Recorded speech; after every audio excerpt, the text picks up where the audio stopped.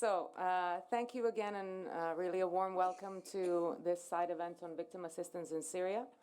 I wanted to briefly introduce our panelists today.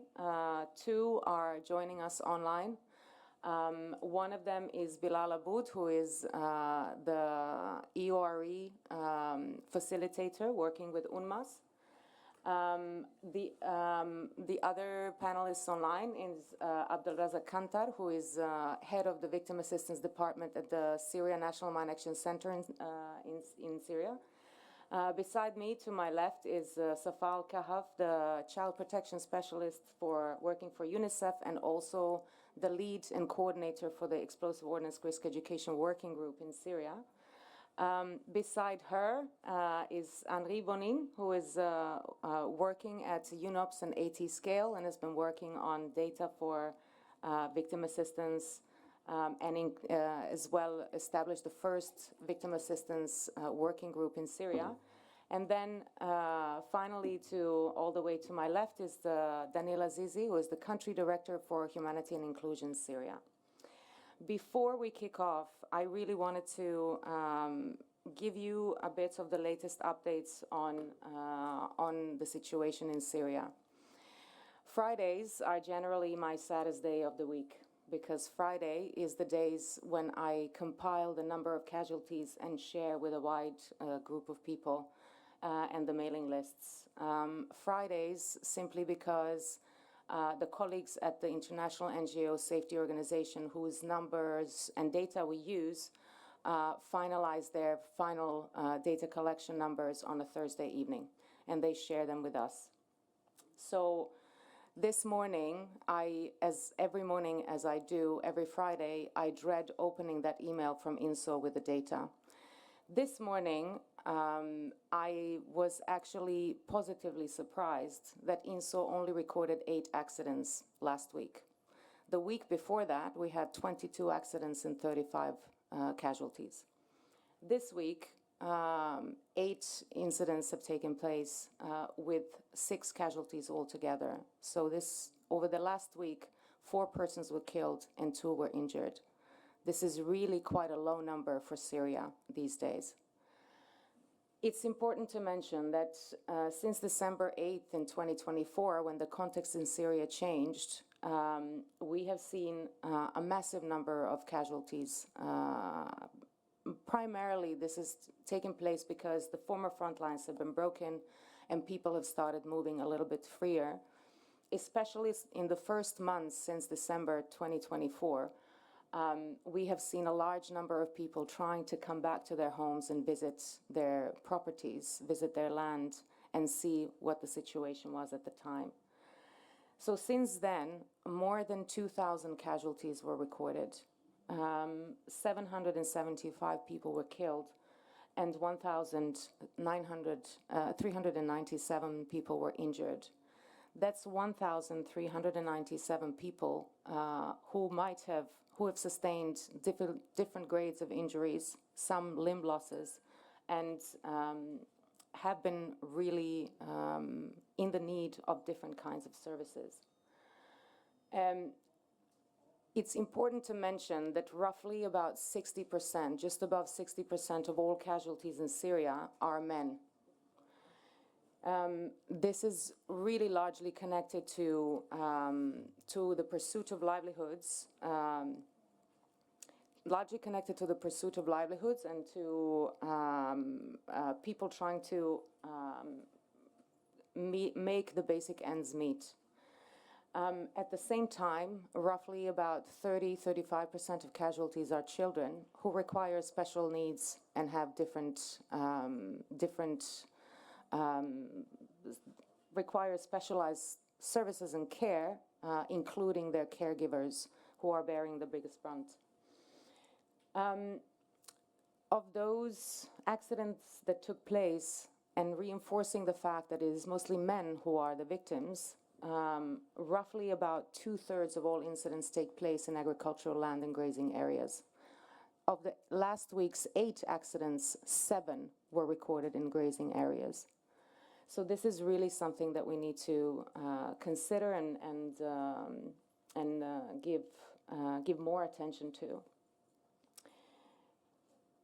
3 governorates in Syria are most affected by explosive ordnance. Deir ez-Zor records the highest number of casualties and the highest number of incidents.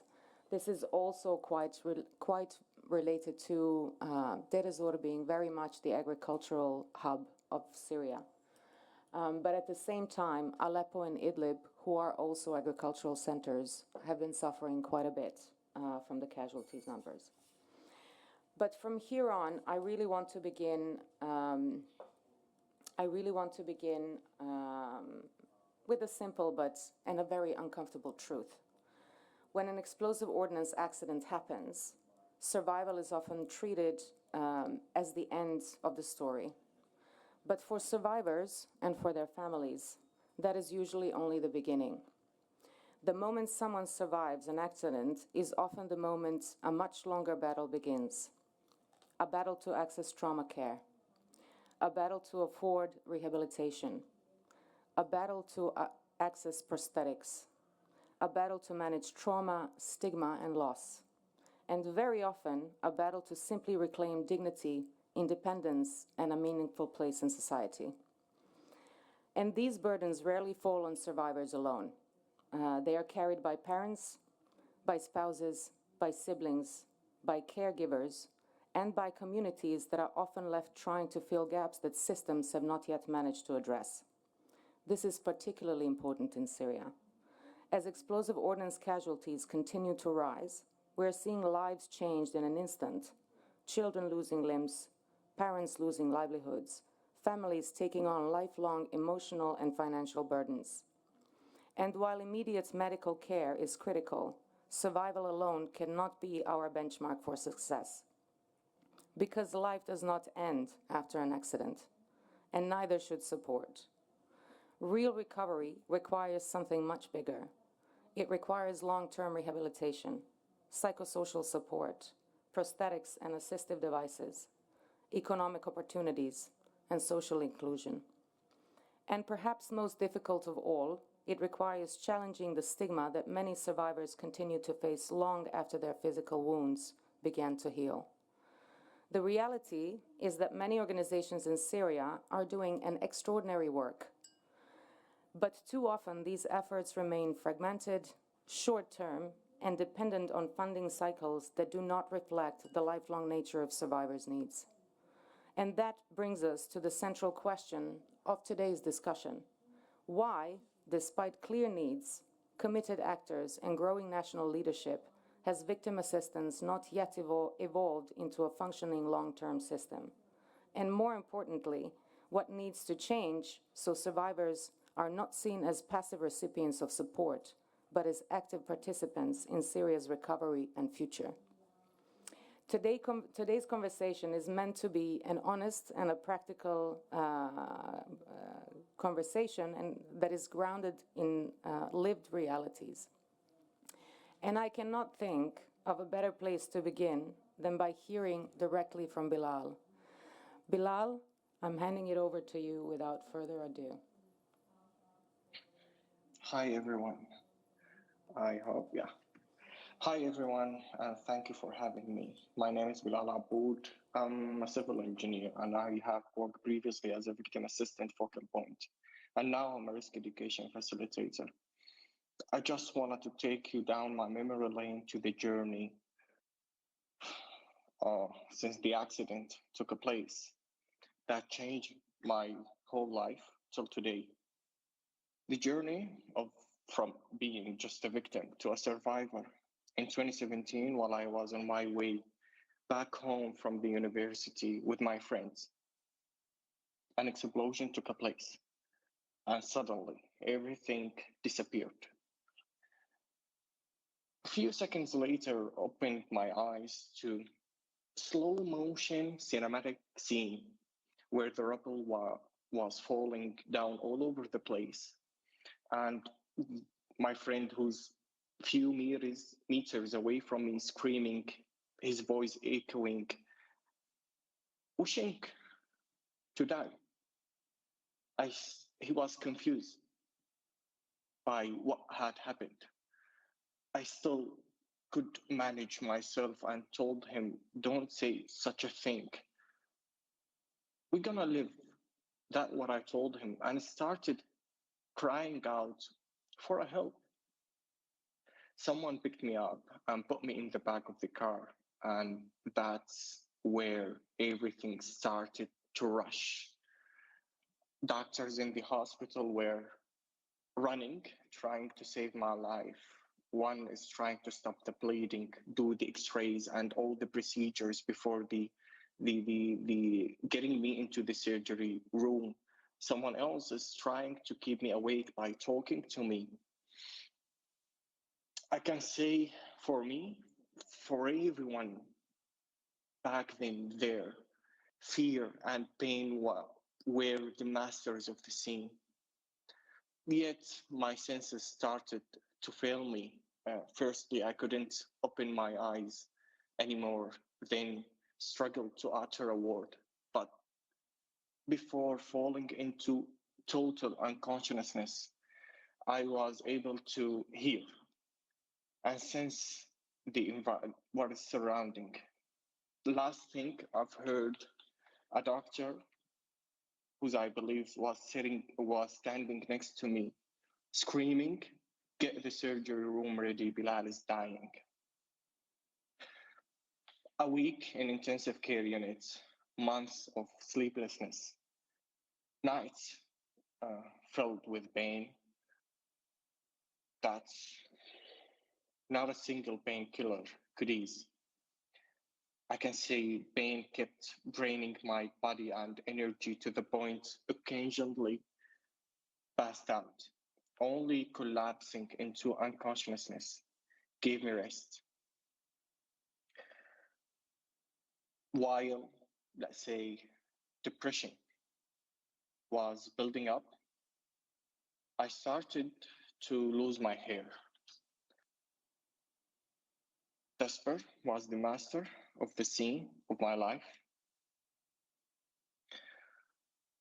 And then things, they always say things change. Uh, and what happened that international community and international humanitarian NGOs shone light into my life when I was accepted into victim assistance program, and which funded my healing and recovery journey. After the amputation and once my wound held, uh, I was moved to physical rehabilitation and re-engaging with community center. That was where my initial refusal was coming out. I was in a phase of comfort zone. In a phase, let me say, yes, it's comfort zone for me, but it's a negative adaptation. And I refused to leave that. The staff were determined to do otherwise and motivated me to socialize. At first, let me say, my reluctance gradually elevated. Firstly, I started going around the hallways, yet go to the yard of the hospital or the center, eventually touring neighborhood surrounding the hospital. I was afraid of something that it's not only I was in my room feeling comfort. I don't want to see others because I just wanted that. No, not I'm someone who's I, not introvert. I'm not that person who's introvert. I'm always extrovert. But I was afraid of being judged. How gonna people look at me?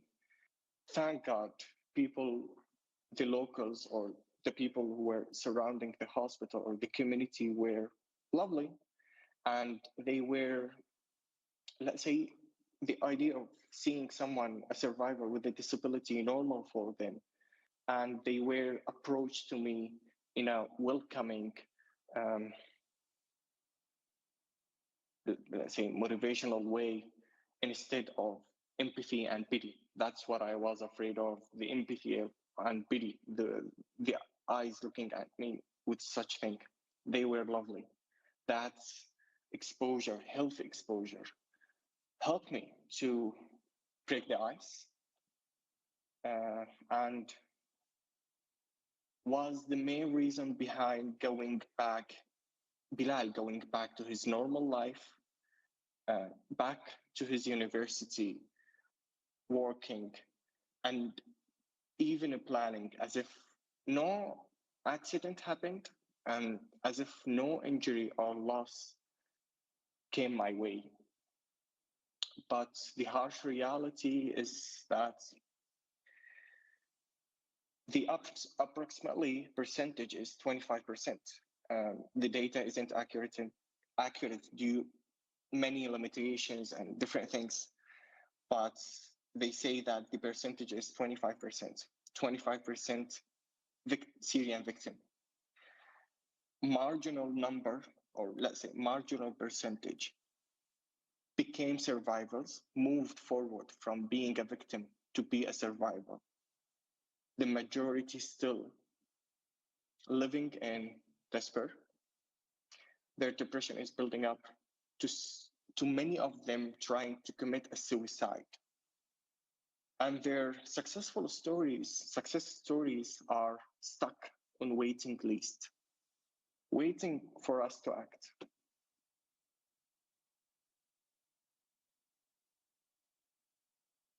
Thanks. Thank you, Bilal, for the powerful reflection. I think what I know, because I've met you quite a number of times, I know that you have lost 2 limbs. So with that, it's been quite a journey. Thank you for reflecting on that. We will get back to Bilal in a little while. What I wanted to really address now, because while Bilal was not per definition a child when the accident happened, we still do have roughly 1/3 of all accidents affecting children. I wanted to go to Safa and sort of building on what we've just heard from Bilal, and based really on this fact that the second largest number of casualties in Syria are children. What becomes clear sort of is that for child survivors, the journey is even more complex and more long-term than it is for grown-up casualties or for grown-up survivors. Could you please, Safa, maybe give from your perspective and what you have seen out there? Thank you, Haida, and thanks, Bilal, for this brief. Honestly, as I said previously, whatever we are writing in the report will not touch us as the way that we are hearing from a survivor the story. So what about if this survivor was a child, and when you hear from him or from her or from the family, you feel that really our journey in victim assistance is still weak, and we need to make it very strong, especially in Syria. For the child, the story all the time is different, because the child has a developmental stages. Well, if they lost any limb or anything, it should be replaced year by year, or sometimes 6 months by 6 months. And this is thing sometimes is not considered in the services provided in Syria and in some countries. This is the first, let's say, or one of things that we should think about the child. But the whole story about the child is different, since the child will be in the school. That means he will lose at least 1 academic year, because he need a lot of services related to surgery, related to follow up with treatment.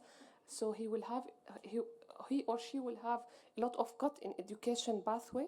So that means they will lose also their academic life sometimes. Thankfully, in Syria, we have good cooperation with Ministry of Education, and to highlight that, we keep all the time informing them and trying to be very flexible with them. But at least the child will feel there is a gap between him or her and his colleagues in the same school. And when it comes to the, let's say, other side, the social life also of the child will be totally changed. Generally, the most thing common in Syria that the children go and play together around their home or in the small public garden or in their home together.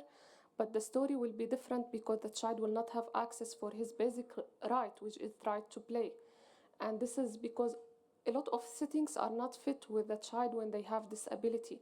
And this is something also will affect his psychosocial part, and will need a lot of area that we should work with the child on providing more MHPSS program for him. On the other side also, we need to think about how child understand the future, because they have perspective what they are going to be. While unfortunately in Syria we have a lot of limitation in some laws for the child or for people with disability to think about some approaches of studying. For example, medicine is not allowed for people with disability, which something unfortunately should be changed on law level. So even the child need to think about his future. He will has a lot of obstacles in his mind what he will be and how the life will be. And this is when it comes to the child themselves. But if we go a bit and we think about the whole family, we will find a lot of challenges that the family will have when one of their children will have unfortunately became victim of mines. The problem with the family that will be they need first of all to look and change their priorities. And all the time in our workshops and training, we ask a question for participants: what about if you have $10,000, what you will do? And they will start to dream about things that they would like to buy. But then we will tell them, what about if one of your children became a survivor for mines? What you will do with the money? Their priorities directly will change, and they will tell you that we need to take this money and take treatment for the children. So the whole family life will change when we have one victim of mines in the family. The children need to change their, let's say, way of living. Sometimes even access to the home will be difficult. Sometimes how they can send their children for school. Sometimes also they they will be forced to leave a bit their work because they need to move the child for health care treatment. And this thing really a challenge in Syria, since we have only in the main big cities where there is big hospitals who can serve those children or can provide limbs. So the child, if the child from Deir ez-Zor, they need to move to Aleppo or Damascus. So just try to imagine how the parents' life will be, while also they have other children to take after. So if the one of the parents leave their job to go with the child, the second parents should stay with the rest of the children. And also they have also to explain for their other children and the world around how the life of the child change.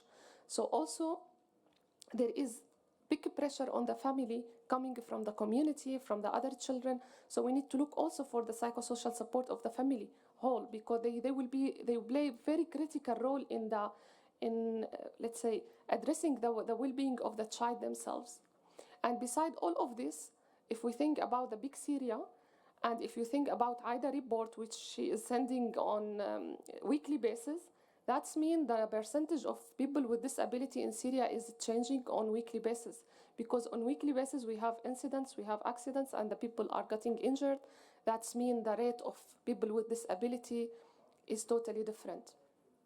So I hope that in this short I highlighted let's say the whole story of the child and the family, and I will leave up to you, Aida. Thank you, Safa.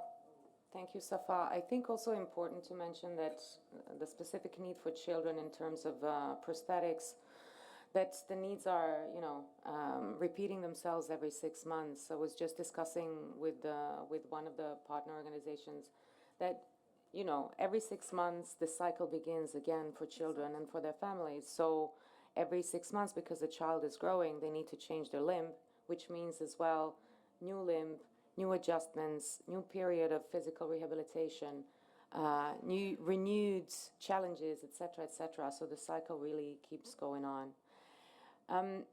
I wanted to go to Danila at this stage, because what we see sort of, what kind of, listening to both Bilal and Safa, what emerges is really a picture of needs that are long-term, that are specialized, and then that are evolving. However, in practice, what we often see is that services are fragmented, there is limited availability of specialized care, gaps in prosthetics, etc., etc. but also from your operational perspectives, what we currently, are we currently structured to respond to these realities? And at the same time, while absence of trauma care is really critical impediment to access to services for survivors, how does it also affect operations? Over to you, Daniela. Yeah, thank you very much, Haida, and thank you also my colleagues and predecessor for the powerful speech before me.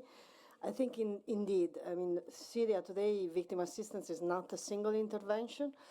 Is actually an intervention that is what we define as a broader concept of victim assistance, that it starts definitely with the first and saving of the life of the individual that has been injured, but then that is the purely the very first step.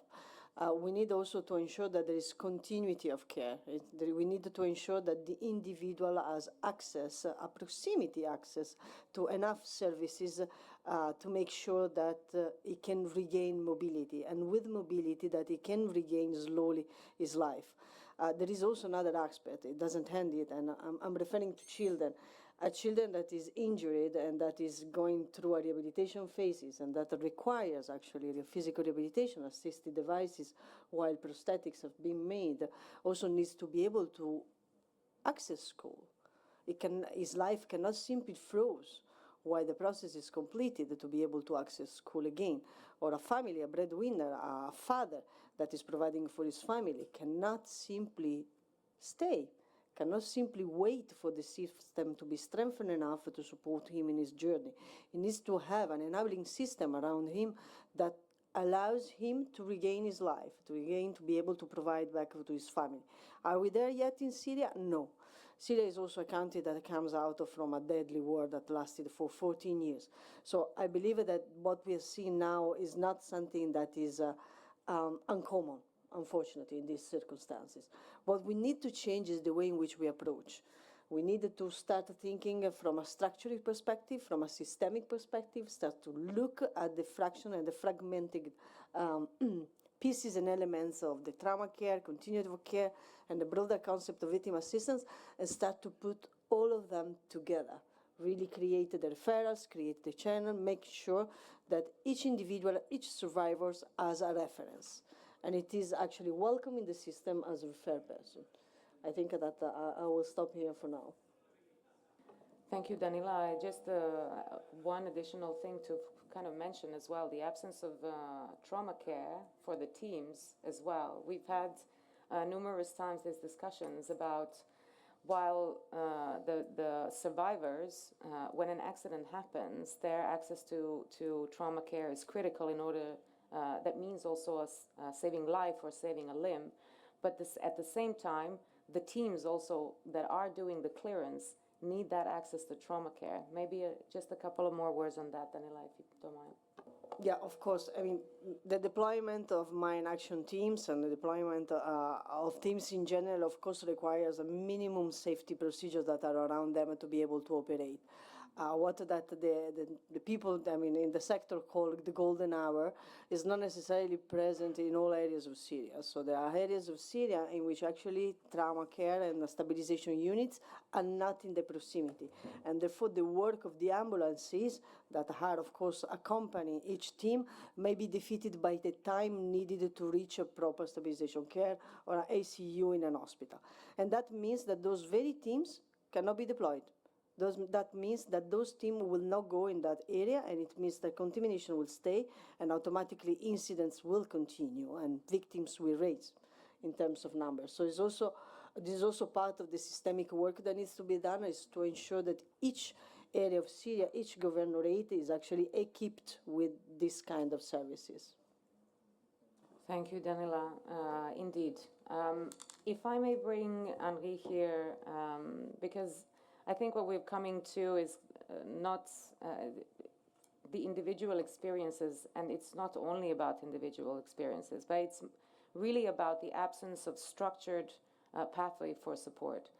You are one of the people who are actually the first founder of the Victim Assistance Working Group in Syria. So I really want to hear from you what was seen as the sort of key trigger for establishing the VA working group, and what has sort of been your experience up until now? What are the key issues to putting those systems together? Thank you, colleagues. I will try to be brief on that because there is a lot to say on why we establish a working group in a country, but Daniela mentioned it a bit about the context. You mentioned the scale and the number of direct victims.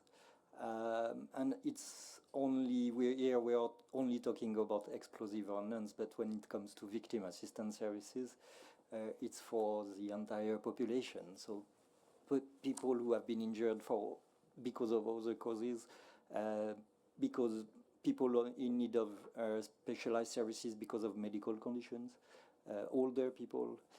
So we should not forget about the non-discrimination aspect of this work. Why we decided UNMAS with UNOPS expertise to implement victim assistance activities and including a working group, it's to answer the issue of the scale in Syria. And unfortunately, as in other contexts, we could mention the early establishment of VA working group in Gaza, for example. So when you are in a context of armed violence, which is at large scale, you need not individual solutions, but you need to look at the identification of victims, the referral pathways, and the services on a systemic way, within constraints, at a moment where we had 1 year funding for humanitarian action, while victim assistance need to strengthen national capacities to be sure that the victims will have access to services on a long-term perspective. And that requires a long-term perspective from the start. And you can establish it only through coordination. A Ministry of Health alone cannot do it. UNMAS alone cannot do it. And that's the main trigger, the scale of needs and the necessity to all come together for long-term vision for Syria. And I'm very happy that 6 years after the first establishment of victim assistance working group, where we didn't hear this level of expertise, now today at the NDM we have these testimonies, and I would like here to underline the story of Bilal and how we say how we move from being a victim to become a survivor. It's exactly the role of mine action, I think, in victim assistance. It's from identifying and collecting data to analyze the situation and the context, which is part of it, but it's the victim part. It's a statement on the situation and the scale, how it will be transformed in services, because beyond the data and behind the data, you have people that will continue their lives, and I think it's really why you need VA working group, and we are very happy that the government is taking his part and is leading role on that. Thank you, Henri. Because you have picked up one specific point in your intervention that I want to really highlight, and I want you to just elaborate a little bit about it, and that's the data. One of the key reasons why we don't have system in place is that we don't have the full picture of the situation and the number of survivors and what their situation is. Can you tell us a little bit more about that, why data is important, and from your perspective, where when the Victim Assistance Working Group was created, what were the key challenges with data? So at the moment we created the Victim Assistance Working Group in Syria, I don't want to go back in the history of Syria, but it was not the same context. We had different regions which were controlled by different entities. And from the south to the northeast to the northwest to central Syria, it was different authorities implementing and leading activities in the mine action sector, but not only in health, in protection, in social affairs. So our first objective was to bring together all these people in what we call the wall of Syria at this time, to have the full picture on the country. And that has been done from the start. There were no limit in terms of geographical treatment of data. So that was the first need, to have the full picture all over the country, which was not the case before. Each region was dealing the data independently. And the second thing was the analysis, so the profile, what was doing the victim at the moment of the accident, depending on the regions. You have a mushroom season in Syria, which is the white truffle, which is very well known, where we saw each year a peak in terms of accidents, especially for children. So this kind of details, granularity of the analysis, is very useful for a risk education team, for example. So VA is not about only survivors and providing services to people who have been victim from an accident, but it's also contributing to avoid and to prevent accidents. And that we need to keep in mind, that the victim data collection, which is part of victim assistance commitment, is feeding the priorities of all the mine action sector. And it was the second reason why we decided to move with to strengthening the data collection and analysis. Collecting data is not enough. We need to do something with this data. Thank you so much, Henri. I really want to move to Abdul Razak, who is the head of VA department at the National Mine Action Center, and discuss a little bit from a national perspective. What we are describing points to a system that is still sort of in the process of being built. And the National Mine Action Center in Syria is very young, so they are just kicking off with our support as well. Abdul Razak, what is it that needs to be done from your perspective? What is it that needs to be done to improve the situation for victims? And what are the key steps that needed to move from these individual efforts towards a more coherent national system? Over to you, Abdul Razak. Thanks, Aida. First, actually, I have two comments. The first one, Bilal always considered himself as a lucky person despite his difficult experience. But as you know, Bilal, not all victims in Syria are as lucky as much as you. They don't have the chance to be survivors until now. Hundreds, maybe thousands of them. Second comment, as you mentioned, Safa, the victims who are children are not only children who endured. They are also the children who lost their fathers, mothers, brothers, their families. They are traumatized also. They are victims and they need support. Back to your question, Aida. Actually, as you mentioned, despite to be the National Mine Action Center is recently established in Syria, and there was no National Mine Action Authority in Syria before that, 6 months ago, that's it. There is a key milestone was reached after establishing the Syrian National Mine Action Center, making the beginning of a transition toward structured national leadership in this sector. Today, the challenges remain significant. Interventions are still fragmented and insufficient. Coordination is not yet at the level we aspire to, and the limited resources. However, important steps have been taken to address this reality. The National Mine Action Center has organized a series of inclusive multi-stakeholder workshops, bringing together survivors, government entities, humanitarian stakeholders or actors, and international partners in order to first maybe jointly assess the current situation, to map the available resources, to identify the critical gaps, to define the priorities, a huge list of priorities we have, and to develop the realistic and comprehensive response plans for the future. Among these efforts, actually, there was a workshop held in January this year related to victim assistance and EORE, as well as a recent strategic planning workshop 2 weeks ago for the National Action Program in coordination with GISHD was organized in Damascus.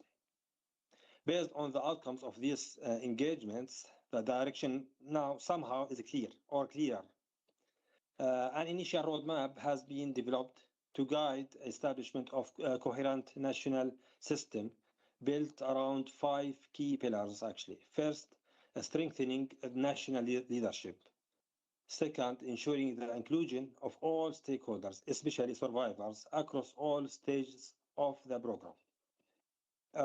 Then enhancing cross-sectoral coordination between government institutions, humanitarian actors, and United Nations and the affected communities.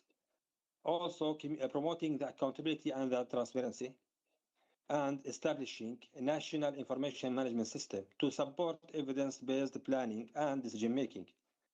Of course, this process is still at the early stage, but what is clear is that we have begun to shift from fragmented response toward building structured nationally owned system with a strong partnership with different stakeholders. Over to you, Aida. Thank you so much, Abdul Razak. Indeed, I think now that we are sort of in the beginning phases of establishing the systems and moving the ways forward, I think we are also the gaps in data that exist as well. A lot of interventions have been done both by the International Committee of the Red Cross as well as the Syrian Arab Red Crescent, who have collected the data over the years and will be able to sort of support and somehow fill the gaps. I wanted to revert back a little bit quickly to Danila, and I'm very conscious of the fact that we have 13 minutes left in the side event, and we're probably going to get kicked out quite abruptly if we don't finish on time. But from your perspective, where is this disconnect between the existing sort of functioning system and the continuum of care that you mentioned? And maybe from your perspective also as an operator, implementing comprehensive mine action programming that includes both risk education and risk mitigation and includes survivor-centered approach, how could these gaps be addressed, or this disconnect between the two be addressed? Maybe I will start from the last point. I think that, of course, I think that also Henri touched base upon that. By gathering data on accident pattern and victims profile, we can already enable some sort of prioritization. Again, I was saying this morning, I mean, it's like if we have a prevalence of men that are actually victims, it means that we can already assume and we can already prioritize that the lands is maybe the most contaminated. So we're talking about facing minefields, we're facing actually grazing lands that are contaminated. When it comes to children, in certain areas, we can already anticipate that we are talking about playgrounds, schools, or places where children are. So at the end of the day, again, HMA has 5 pillars. Each one informs the other. Each of them is essential to reach the final impact, and therefore the collection of data when it comes to victims does not just inform also the prioritization on land release and all the other elements, but informs also, for instance, the health system. It forms specializations. When it comes to rehabilitation, physical rehabilitation, it informs of university to train and form also personnel on certain specific injuries that they will need to treat. It informs also prosthetic and orthotic specialists on the type of limbs that are predominantly needed in one country. So all of these data inform other elements. Where the gap are is that in Syria, at the moment, almost 40% of the entire health system is not properly working, or is either partially working or not working at all. This creates literally gaps from one area to the other. It means that in urban areas like Damascus, for instance, or Aleppo, you could find all the needed services when it comes to health. You could find rehabilitation service, you can find trauma care, post-trauma care, prosthetic and orthotic services. You can find even a network and a referral system that allows you and enables you to actually fit in your life. But there are areas in which this is not possible. Raqqa National Hospital is the only hospital with a post-trauma care unit, so a rehabilitation center and a PNO center in the Syrian northeast area. So it means that injured people from Kamishli and Asake have to reach Raqqa as the nearest hospital providing service to them. We are talking about hours. We are not talking about something that is beyond the corner. Kamishli and Raqqa are not exactly around the corner. It's 4 hours by car. So if you have to go and make 4 hours to get a physiotherapy session, you understand that the meaning of the physiotherapy in itself is already defeating at the starting. You will not do it. Simply, you will not undertake the trip. You may undertake it for getting a prosthesis. Yes, then you will do it. But what all that comes after it, it will be not there.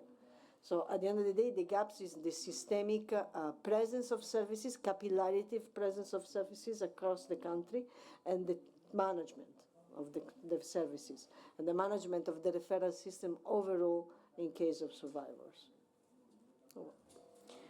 Thank you so much, Danila. Thank you so much, Danila. I wanted to bring it a little bit back to Bilal and to his own experience. And I wanted to ask him what made the difference for you in being able to move forward, and what made the difference for you in your ability to regain this independence and dignity and the role in society. Could you elaborate a little bit about that, Bilal? How did that look like for you on your personal level? On a personal level, definitely, as Abdulrazak said, I always insist on the idea I am lucky to be seen as a human in the eyes of the international community, not a number out of thousands.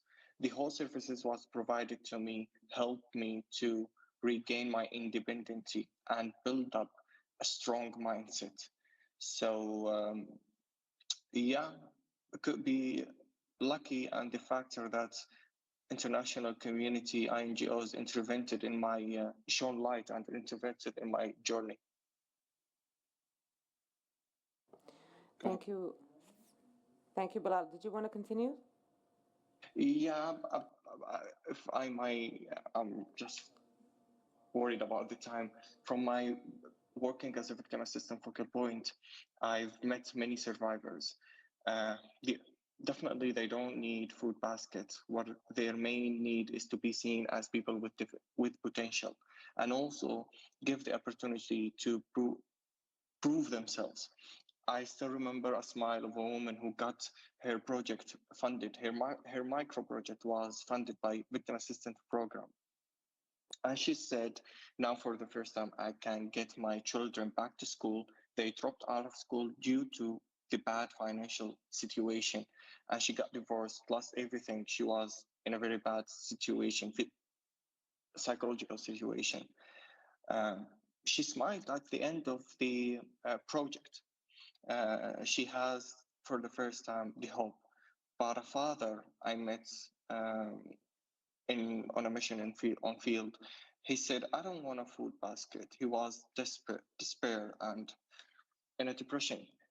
Sadly, he said, I want just to get a good prosthetic leg so I can go back, cultivate my land, get a decent income for my children. Just imagine the idea that he said a decent income for my children. He neglected himself. His only priority, his children. A father, he want to do his role as a father. So their dreams, the dreams of the victims are simple, just to have a normal life, just to go about their daily routine or activities independently. That's it. Thank you, Bilal, very much. We are almost at the end of our side event, And I really wanted to just revert back to Abdulrazak for a second, because the future is really within the National Mine Action authorities as well. And we want really a strong system in place. So from your perspective, and very briefly, Abdulrazak, what do you see as the solutions in the sort of the short term for the moment, and what support can we offer in order to move forward on victim assistance and provide adequate care to survivors? Yeah, actually, shortly, we must move toward the National Victim Assistance Strategy, a unified, coherent system, and stronger coordination across actors and ministries, across sectors, actually. To achieve that, first, we have to strengthen the national data systems in general, also to establish effective referral pathways, and also to ensure equitable access to services across the country. There is right now a lot of governors or districts with zero access to them to support the victims in those areas in Syria for different reasons. So we need to achieve that. We need from different donors, partners in different sectors who are implementing or supporting different interventions in other sectors to be aware that the mine action activities should be mainstream in their activities. They can't rehabilitate a school without making sure that it's safe for the workers, the children, and the staff. Over to you. So much, Abdulrazak. I see that we have literally 4 minutes left, and I wanted to. We apologize for not handing it over to you guys, to the audience, to ask some questions. It has been. We also had a lot more points to discuss, but the time just went. But in the end, I really wanted to give the final word to Bilal, because I wanted to hear the final word from him, because simply, I mean, we have spoken about systems, the lack thereof, coordination, lack of data, short and long-term support, but ultimately, and in the end, this is all about the people. And it's all about regaining dignity, the key word that you mentioned before, Bilal. So what is the one thing that you believe must change so that survivors in Syria can truly rebuild their lives? What has it been for you, and what do you think others need from your perspective? Bilal. Thank you, Aida. Again, the same idea, the idea that I always insist on. I was lucky to be seen as a human in the eyes of a humanitarian community, not a number out of thousands. We need to understand that behind every number there is a soul, and every soul matters. When we say that we are providing a package of services, like providing prosthetic leg, physical rehabilitation, psychological support, or economic support for their funding their projects, just think about it. We're not giving a service, we are providing a life for the person, getting a child back to his school chairs, getting someone back to his university chairs, like my own experience, and give them the chance to have a decent job, a decent income, build their own project, be part of the new Syria, be part of their community, and let's say do their role and be effective. 25% of Syrians, 25% of workforce. It's not just a number, it's not a margin. Thank you. Thank you so much, Bilal. I wanted to thank you so much, really. I wanted to close sort of a little bit with a couple of reminders that humanitarian mine action in Syria remains the most underfunded sector in the entire response. Victim assistance remains the most underfunded pillar of mine action in Syria. So what we need to really make everybody understand is that support is needed for this very much comprehensive implementation of mine action. That includes victim assistance, with victim assistance as a starting point. And as Danila was mentioning earlier, it is an all-inclusive, one pillar feeds the other. Victim assistance is not about service alone. It is about restoring dignity, opportunity, and restoring participation in society. We want all survivors to be an active participants in Syrian society because they can, and they are very much needed. Thank you very much.